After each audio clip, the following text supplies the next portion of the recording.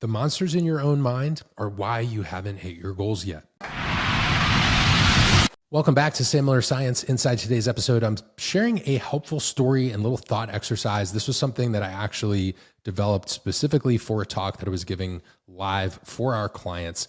And after the presentation, I realized that there's a lot more people that could probably benefit from this concept. And this is just a very simple story, and it all starts kind of connecting back to our childhood and the idea of monsters underneath the bed. But in reality, when we're adults, we have these monsters in our mind that contribute to things like procrastination, self-doubt, self-sabotage, and kind of eat away at our confidence when it comes to pursuing our goals and actually achieving them. So inside today's episode, I'll give you a helpful story, a powerful reframe, a framework to think about this, and make sure we can actually starve these monsters for good. If you enjoy it, please drop a 5-star rating and review on Apple Podcasts or Spotify. If you're watching on video, make sure you subscribe so you never miss an episode. With that said, let's jump into today's story about the monsters in your mind. Now, I want you to imagine a little kid lying awake at night, afraid to dangle their feet off the bed because they're convinced that a monster is waiting underneath and wants to get them, even though there's no evidence that this monster exists. But the fear feels real enough that the child stays frozen. They won't check under the bed. They won't move. And so the story in their head only grows stronger each and every night. Now, here's the question. How many of us are still living with that same story as adults? Now, maybe we're not afraid of the dark or monsters under the bed anymore, but the monsters have just moved from our childhood bedroom into our minds every time we think about our goals. Instead of monsters under the bed, we face these monsters called self-doubt, procrastination, fear of failure, and self-sabotage. And this is why we stay frozen. So if you think about it, every time you hesitate, whether it's posting a piece of content or delay signing up for the gym, every time you think that you need to put off having a hard conversation, you actually reinforce the monster. It's like literally feeding it. You're basically giving it snacks underneath your bed each and every day. Because when you avoid the thing that you're afraid of, you never get the chance to collect the powerful proof that you can actually handle it. And that's exactly how negative thought loops and patterns work. In cognitive behavioral therapy, they call this avoidance reinforcement. The more you avoid, the more powerful the fear becomes. So here's the science of starving these little monsters. Now, Albert Bandura, one of the fathers of psychology, talked about this in terms of self-efficacy. Now, that's just kind of a fancy scientific term and psychological term for saying that confidence is built on evidence. Confidence doesn't come from chanting affirmations in the mirror. It doesn't come from waiting for someone else to give you permission. It comes from small wins that prove to you deep in your bones that you're actually capable of doing the things you want to do.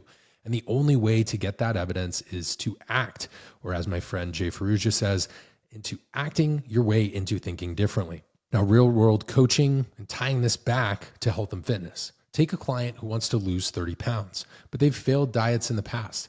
If they let that history paralyze them, they'll probably never start.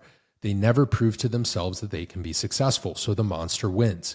But if they take deliberate intentional action, maybe something small like tracking their steps or getting consistent with protein in each meal or going to bed on time each and every night, suddenly they're creating evidence. The monster starts to shrink. It's not always about the size of the action. It's about breaking the cycle of avoidance. Now, big actions are helpful, but we don't necessarily always need to start there. Let's talk about a real world coaching example, but in terms of health and fitness businesses. The same thing is true in business. I've mentored coaches around the world who felt like they needed to wait until they're ready, whether that was waiting to launch their first offer, to start posting consistently online, or something scary like maybe raising their prices for the clients. But readiness never comes. Permission never comes. And in the meantime, the monster of self-doubt grows louder. What if no one buys? What if people laugh at me? What if I fail? The coaches who break through, they're not always the ones with perfect timing, genius ideas, or elite IQs. They're the ones who actually acted. They created proof. They started starving the monster. Now, here's the biggest illusion and the thing that I think people get wrong when it comes to pursuing their goals. High caliber humans aren't special. They're not born fearless. They just stopped waiting for a permission slip to actually start to pursue their potential. When you stop waiting for permission in order to make progress, you actually start collecting evidence that builds real confidence. That's what separates the people who achieve their goals from the ones who don't. So the way we want to think about this from a practical perspective is just starving versus feeding the monster. Make this practical. Every time you hesitate or avoid, you're feeding the monsters in your mind. Every time you take intentional action, no matter how small, you actually start to starve it. So ask yourself, what monster is keeping you frozen right now? It could be in your health, it could be in your fitness, it could be related to your business or your family. What's the smallest possible action you could take that would prove to yourself that you're capable? It's important to remember that the monsters only have as much power as you give them. The switch is always in your control. And every time you act, you're turning on the light, showing yourself there was never a monster under the bed to begin with. If you enjoyed this episode, found it valuable, or it changed your perspective, please share it. You can tag me on social media. I'm at Sam Miller Science on every major platform. If you're watching this on YouTube, please hit that thumbs up and subscribe button so you never miss a new video. If you're on Apple Podcasts or Spotify, please leave a 5-star rating and review or share it with a friend. This helps us to grow and continue the ripple effect of coaching and share helpful frameworks and episodes like this one in order to help people achieve their goals in their health and fitness. These are different tools and strategies that I've developed over the last 18 plus years, not only to achieve my own health and fitness goals, but to help clients and now other coaches in the process. So I appreciate you tuning in today. Thanks so much for spending this little bit of time with me. I hope it was helpful for you, and I will talk to you in the next show.